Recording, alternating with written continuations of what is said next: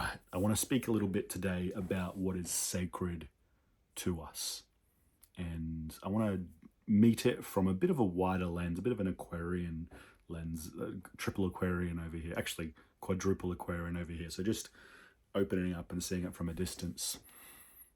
Maybe first a bit of a drop in around what it does mean for something to be sacred to us. I feel like we each have a relationship with different parts of creation, that there are pieces of existence that through the natural unfolding of our lives, we are initiated into relationship with. And when we are initiated into these parts of creation, when we build relationship with these parts of existence, we fall in love with them and we naturally become advocates for them. Now, it's really humbling to think that on Earth right now, other beings are initiated into other parts of creation and they are holding point for or in relationship with whole other pieces of existence. It's almost as if there's different dimensional layers and we build our relationship with and become advocates for different dimensional layers. In the myth language, which is the one that I have chosen to as the most kind of effective in my lifetime, it's the one that I think is the most workable in this day and age. It's almost like we're plugged into different living myths. We're plugged into different stories, to different unfoldings, to different languages. And really, each part of creation has its own language. You might find that. It's almost like you can stumble upon whole other worlds within this world. I definitely found that myself with like the plant medicine world. It's its whole world, its whole ecosystem unto itself. It's the same with sexuality. You kind of stumble into the sexuality world. It's a whole other, there's language, there's ways of being, there's philosophical ground. It's a whole other world unto itself. They're probably two really simple examples, but the actual number of worlds is almost infinite. The kink world, the Reiki or the energy healing world, the world of legality and lawyers, the world of engineers and engineering and structure and architecture. These are all like worlds with their own languages. And we might relate to them as career paths. We might relate to them as almost like roles within society. But it's, when you spend time with it, it's actually a lot more than that. It's about what is sacred to us and what we have a grown relationship with. And as we mature, we begin to take on the role of advocate or the role of voice for these parts of creation that are sacred to us. An example would be that someone who has a deep relationship with structure or system or architecture that actually sustains and doesn't crumble. Someone who has a relationship with the structures that don't fall over when a wind comes, they advocate for that as important because there's a love in that for them. They want to see, and that love might be deep down, but it's there. And essentially they want to see perhaps that the things that hold us are solid, well made, that there is a love and a mastery that goes in to what holds us, the structures that hold us, the vessels that hold us, the buildings that we live within. You might see this with someone who's a poet as well. They want to offer and hold point for a kind of language and a poetry that has a spell or a dream of awakening within it. They want to point to what's important. They want to steer us towards that which has been forgotten. That's what I find the poets do a lot of the time. We're each in our own little sacred roles on earth and our own little pieces of it all, holding point for essential parts. I think the integrated human has a general sense of all of these different pieces of creation. And even though we might not be initiated into the various parts of existence, we might not have the language fully, we might not have the knowing fully, we might not even understand fully. The integrated human can have a deep honor and appreciation, and if nothing else, a knowing that they don't fully know. and that in the beings who hold point for those parts of creation, there is actually something that isn't already woken up in us. So for me, for instance, I can rest here and know that in the beings who hold point for architecture and systems, there's things that they're holding point for that aren't actually grown inside me, or I haven't gone through the initiations that wake those parts of me up. I think it's really important for us to honor what has woken up in each other. And it's a hard thing because oftentimes we can't appreciate something until we have a relationship with it. You know, we can't value something deeply until we at least very basically understand it. And I feel like this is one of the big challenges of our time. One of the great challenges of this age right now is that there's really important things, and no matter how far we've journeyed, we still don't fully understand the picture, or we haven't been truly initiated into the different parts of creation. I've been spending my life kind of one by one, getting as many of the pieces as possible. And, you know, definitely it's built up, but it would be silly of me to pretend like I've got them all, because I absolutely haven't. And I have a kind of a general, very general, sometimes distant idea of what's important, or what different parts of creation hold, the initiations and beauties that live in different parts of creation. But it doesn't mean I've gone through them. So it doesn't mean that those things that I know over there are embodied in me. They're kind of grounded into me. And I think we have to meet from this place of knowing what we've got and what we don't have, what we've grown into and what we haven't grown into.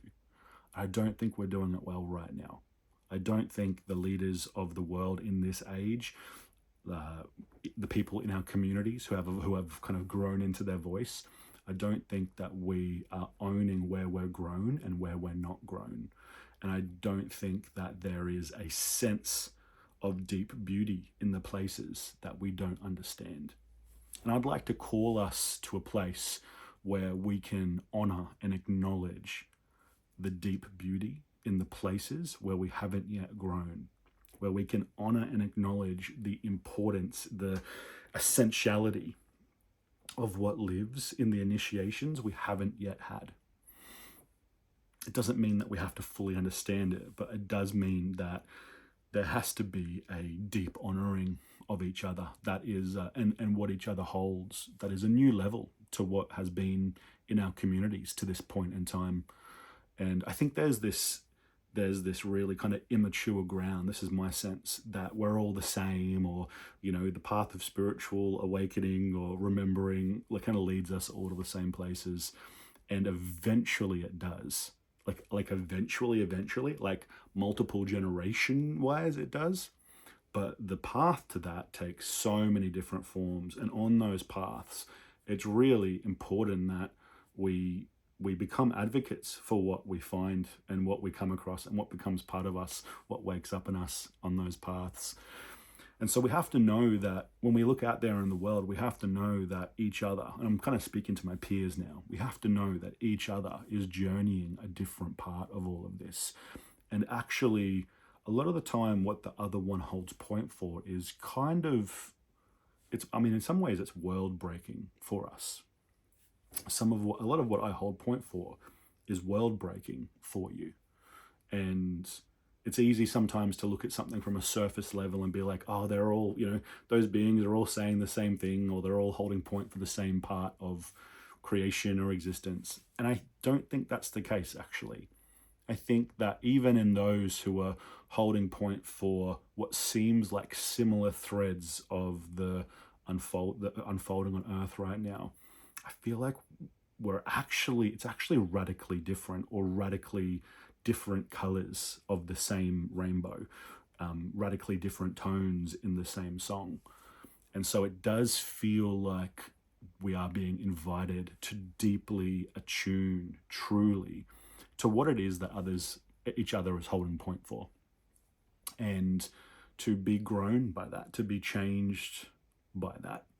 And I'm not speaking to everyone here. I'm kind of like, I'm speaking to those who are my peers, speaking to those who've been around for quite a while and, we've gone through the ups and downs of it all, and there's been quite a few iterations of what we stand for as we've deepened and been grown.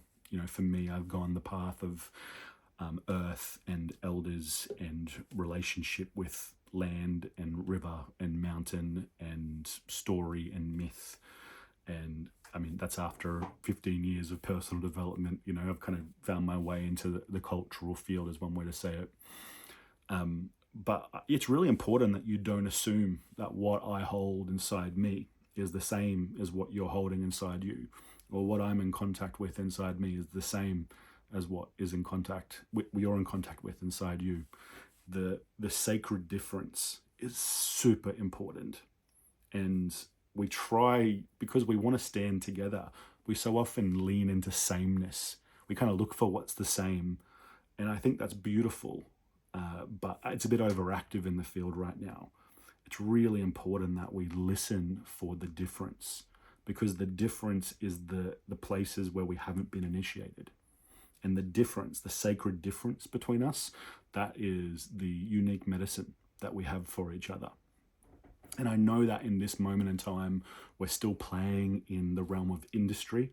So we're still playing, the idea of, you kind of go off to work with someone, or you go off to work with a coach or a facilitator, and you go off and you pay them money and you're over in their field. But sometime not so far away, that will change. It might be another 20, 30 years away, but eventually I do know in my heart that those who are kind of doing their own thing in different directions and holding point for their own kind of secret kingdoms and queendoms and empires within the within the greater picture, that we will come together. There has to be a round table moment for all of us, and when we get there, we're going to have to be radically and profoundly changed by each other. I mean, that's what's naturally going to happen if we can actually listen and honor the sacred difference.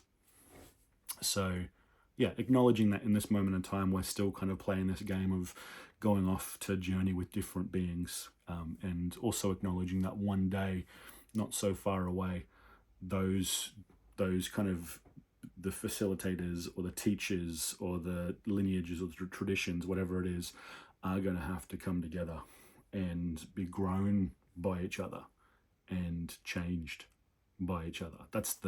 I think that's the next layer of maturity. That's the deeper prayer that's here, is for the traditions to grow, for the thousands of year lineages to mature into their next iteration, their next evolution. And I can tell you this, the future will be made up of a little of what once was, a little of what currently is, and a little of what has never yet been. And I think we have to remember that never has never yet been part, because it's important. And that part kind of nods to the fact that there are pieces here that we get to journey that have never yet been. Parts that are part of our sacred relationship together, our destiny as you and I, our kind of wider communities, my peers, my leaders. We have a destiny to find our way to something that has not yet been. And I really believe in us, actually. And I know that we're not doing that great right now, in regards to really seeing each other and knowing the true depth of the initiations that each other holds. But yeah, I think we'll get there. And I think that at some point, we have to begin deeply respecting what lives in the other in a way that we haven't yet. I think that comes next. So I'm not sure if this is going to resonate with, too many of you out there, but it felt important on my heart to speak into it today. And I'm sure that there's going to be some of you that will feel me in a deeper way. And yeah, let's continue to get better at honoring the sacred difference, and continue to be grown by the parts of creation and the languages and the worlds that we haven't yet found our way into. Let's find our way to those worlds to be grown by them. And I know in my experience, I definitely hold point for a couple of different worlds that not many people are a part of. And I know a really big part of my journey in life is communicating clearly the worlds that I'm advocating for and the languages that are over here and the initiations that live in this piece of it all.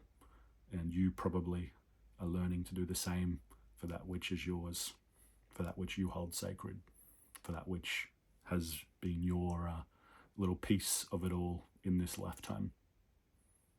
Yeah, appreciate you taking the time with me, and yeah, let me know what you think when you hear all this. Keen to feel you out there.